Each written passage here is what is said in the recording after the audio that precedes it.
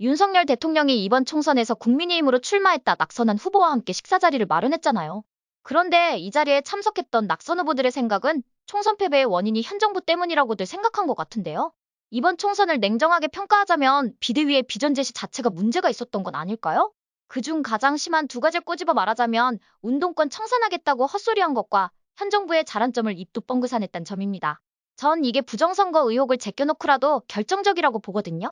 운동권을 청산하겠다고 하면서 김영주나 이상민 의원처럼 민주당에서 버린 카드를 영입하질 않나? 함은경위 같은 좌빨 세계에서 밀려난 낙선 전문가를 전략 공천하질 않나 말이죠? 이 중에 당선자 있나요? 이미 종북 주사파 운동권 중에서 눈치 빠른 자들은 종중면허까지 취득한 상태입니다.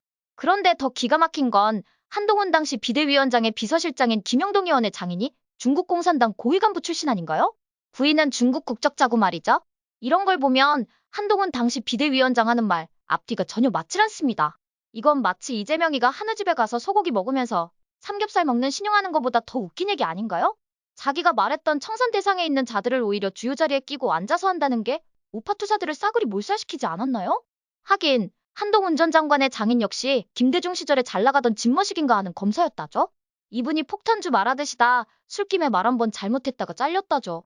황당한 건 잘린 뒤에 만든 게 중국의 인민일보와 제휴해서 중국 전문 주간지 차이나라이프를 창간했답니다. 중국 인민일보는 중국 공산당의 입안인가요? 이렇게 선거 기간 벌어진 일들을 굴비역듯이 엮어보면 일관된 공통점이 보이질 않나요? 좌편향된 사람들은 세뇌돼서 어떤 뻘소리를 떠들어도 찬송가처럼 들릴지 몰라도 우파는 다르답니다. 세뇌된 좌편향된 사람들과는 다르게 생각할 줄 안다 이겁니다. 그러니 표가 결집되겠어요? TK에서 이번 선거율이 저조한 게 우연이 아니란 증거입니다. 아무튼 저런 거 더 말하면 죽은 자식 불알 만지는 거고요. 그리고 화가 나는 대목은 여당인 국민의힘은 윤석열 정부와 운명공동체 아닌가요?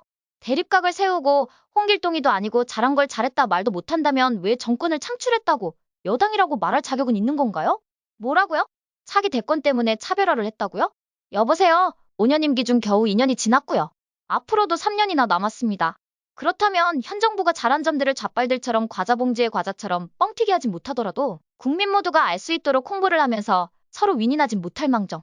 오히려 한동훈이의 주둥이를 자처하는 김경률이 같은 자는 좌빨 언론에 나와서 대통령형 부인을 마리앙뚜아네뚜에 비유하면서 입에 담지 못할 말들과 표정을 쏟아냈잖아요.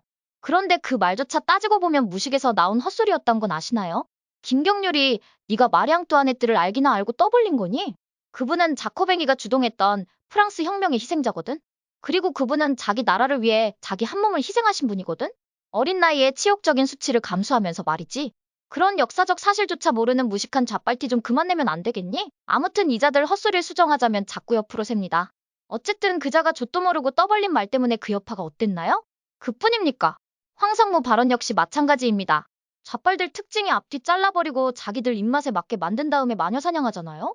황상무 발언이 문제였다면 민주당 김준혁의 발언은 정치적으로 사형감 아닌가요? 그뿐입니까? 이재명이는 어떻고요?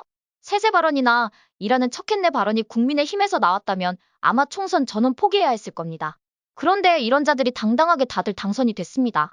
그리고 이종섭 대사 문제 역시 세상에 장관했던 사람이 국장급 대사로 가는 게 도피성입니까? 앞뒤 내용 모르는 사람이 듣는다면 이종섭 대사가 1급 살인 사건에 연루돼서 도피한 줄 착각하지 않겠어요? 허접한 공수처가 최상병 사건 어찌 마무리하는지 결과를 한번 두고 보세요.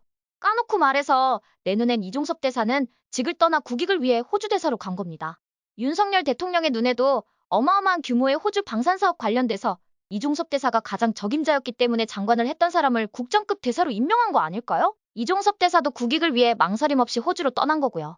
이런 사실을 안다면 응원은 못할 망정 한동훈 당시 위원장이 어떠했습니까? 국민 어쩌고 저쩌고 하면서 난 당시 그런 한동훈 씨를 보면서 정말 실망했습니다. 그래도 한때 응원하고 잘 되길 바랬던 사람이 뚜껑 따보니까 내용 없는 깡통이었구나 하는 실망감에서 말이죠.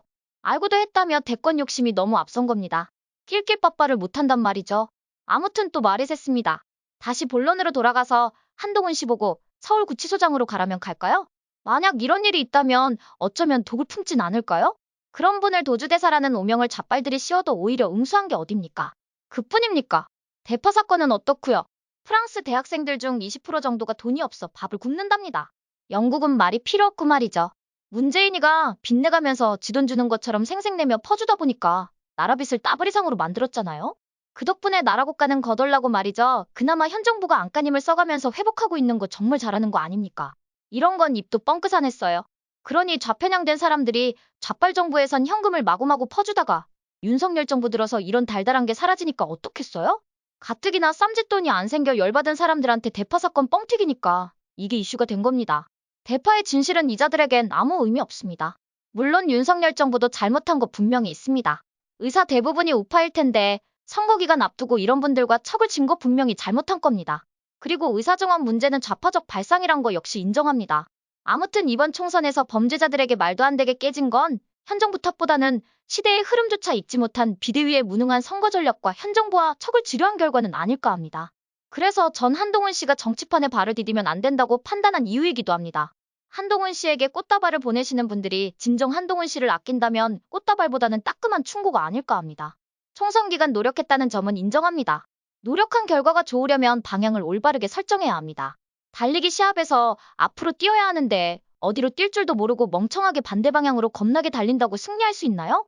오히려 겁나게 달릴수록 승리와는 멀어지는 겁니다.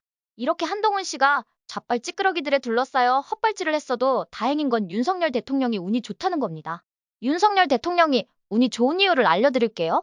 아무리 총선에서 개피를 봤어도 최초에 설정한 방향이 옳기 때문에 탄핵은 어림도 없을 겁니다.